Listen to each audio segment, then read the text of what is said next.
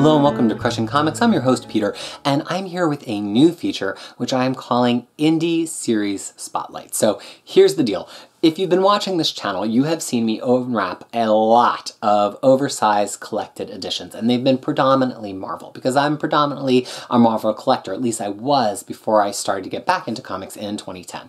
Even though I've largely collected those books in oversized hardcover and mostly my beloved X-Men, I actually read a lot more comic books than just Marvel. I just don't collect them in oversized format. And not only DC, but a wide variety of smaller publisher series, which for the purpose of this, I'm calling indie. Now, indie can mean a lot of different things.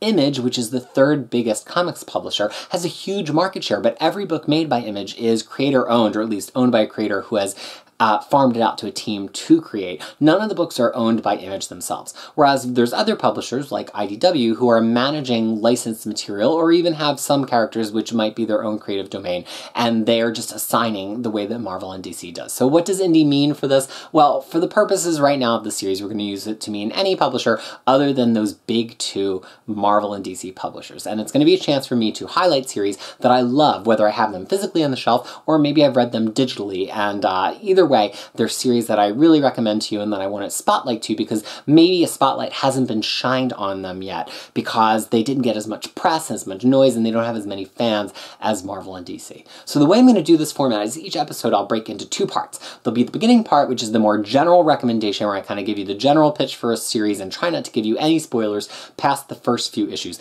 And then I'm going to talk about the series a little bit more in depth. That's for the people who want to be spoiled, want to really know more before they dive in, or have maybe read it already and just want to hear more and hear somebody discussing the series, okay?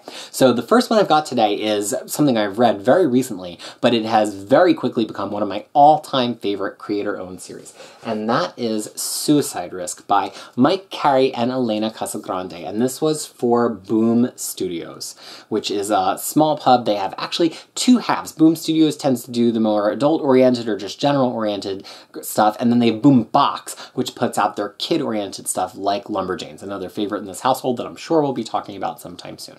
So what is Suicide Risk? Let's try to talk about it. So it starts out with this very interesting concept. The concept is that we are in a world much like our own that has supervillains, but not really superheroes. And there's not that many of them, and they're mostly in one geographic place in California. Why?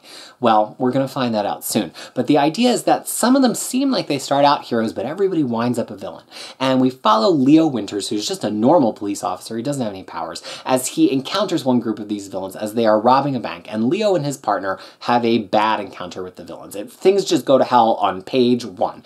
Leo survives, but he takes that experience back home to his family, his wife, his daughter, and his son. And he's clearly very affected by it, and he wants to track these villains down and make them pay, but more than that, he wants to know why. Why do they turn from good to bad? And why do they come in certain numbers, but, you know, only in isolated places?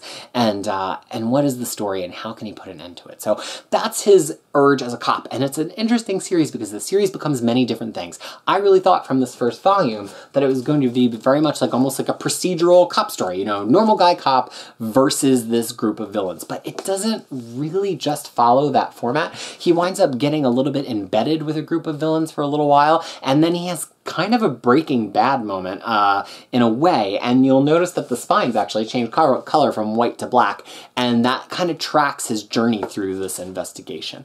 It's incredibly illustrated. Elena Casagrande is fantastic. I love her kind of I don't know how to explain it. It's not super realistic, but it's definitely not cartoony. It's just like a very well-rendered comic book that's near enough to realism that it's appealing, but it's not like a photorealistic look. But one of the great unifying things about this comic is the colors by Andrew Elder, because there are some one-shot issues that are not by Casagrande, I guess so that she could keep up with the monthly schedule. And Elder remains usually as the colors for those, and he gives it a great unifying theme. You'll notice the art changes, but the feel never changes. And in those one-off issues, we get little looks into different characters in the world other than Leo. There are glimpses that I originally took for world building, but by the time we get to the end of these 25 issues, you realize that not a moment was wasted by Mike Carey, and that they're all having to do with the overarching story. Carey, of course, is a writer that we know from many other series. He wrote DC's Vertigo Lucifer comic. He wrote Unwritten, which is creator-owned by him for Vertigo. He wrote X-Men Legacy for Marvel for many, many issues and took Rogue through her best journey journey that she's been on as a character. So from this point, I'm actually going to switch over to the spoilers about this book. So if you keep watching from this point, you are going to be hearing things that will spoil the story a little bit more in depth, okay? Here we go.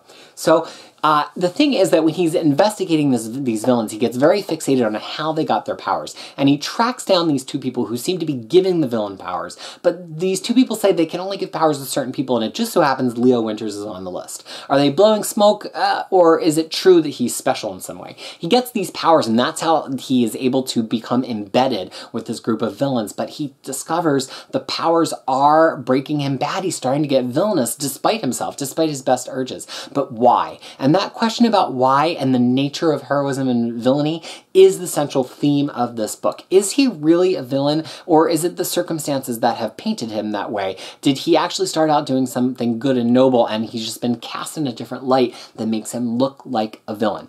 And how much more do I want to say? I don't know. Do I want to spoil the whole thing? I guess the interesting thing that happens is we find out one other member of Leo's family also has the ability to have powers, and that person develops powers not in the same way that Leo got them. And knowing that they have powers, it actually really sets the explanation going forward. So while he's Breaking Bad, we're learning a lot about the universe, about the powers from this other person, and it turns into more than just a story about Leo getting his revenge on the villains. It turns into more of a story about Leo and this family member reconciling.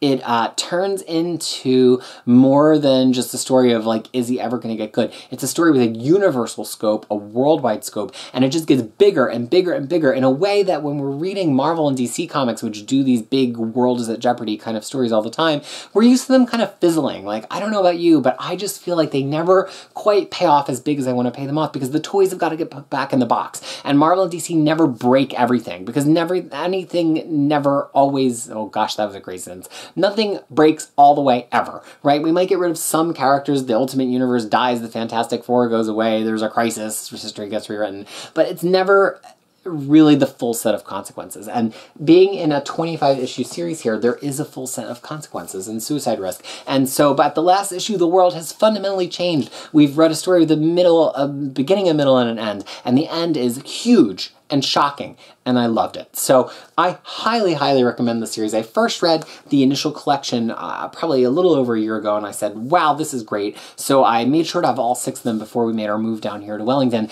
and I'd been saving them for a proverbial rainy day, and just before the new year, I sat down over the course of 2 or 3 days and read them straight through. They're so tense, there's so many great cliffhangers that they're great to binge, but they're great to wait a little while so you don't know what happens. And those one-shot issues that break up the pace actually break up the pace at perfect spots because you're like holding your breath after a cliffhanger, and then you're reading this other issue, and at first you're like, oh, I don't want to read about this, I want to read about the main plot. And then by the end of the one-off issue, you're like, actually, that was kind of interesting. So huge, huge recommendation for the series. It's in 6 volumes. Unfortunately, volumes 5 and 6 have actually gone a little bit hard to find, and it's never been printed in another format, but it is available in its entirety on Comixology Unlimited at the moment. So if you go on Comixology Unlimited, it costs $5 or $6 a month to join that. You have access to tons and tons of indie comics and also some Marvel and DC comics, including this entire series. In fact, Boom Studios uses Comixology as if it's the way that Marvel uses Marvel Unlimited. Pretty much after a certain fixed amount of time, Boom puts almost all of their comics on Comixology Unlimited. So think of it just as like a Boom subscription service, and Boom has a lot of fantastic comics, so definitely worth it. I really hope you pick this up, or at least give it a try digitally, and what I'd love to do is hear from you below. So has this made you want to read the series? Are there things that you would want to know that I didn't talk about? Have you read it? If you read it, did you like it? I really would love to do this to, as I said at the beginning, shine a light on some of the non-Marvel, non-DC series that you're not maybe hearing enough about. Maybe I'll get to the big ones too. I'd love to talk about Saga and other stories that are huge like that. But I also like to talk about things that maybe I found because I'm just somebody who loves certain authors, certain concepts, certain artists that maybe you haven't heard of, and that would excite me so much. So I really hope that I can continue this because I think I have a lot of stuff on the shelf and a lot of things that I've read that I could expose you to. But as always, it depends on what you want. So let me know below how you felt about this, all the feedback I just asked for, and if I should keep doing it, and I will take all of that to heart. So as always, thank you so much for watching and supporting Crushing Comics and all of the content that I do on this channel. It's been my pleasure to tell you about Suicide Risk by Mike Carey and Elena Casagrande. I really think you should read this series. Thanks so much for watching.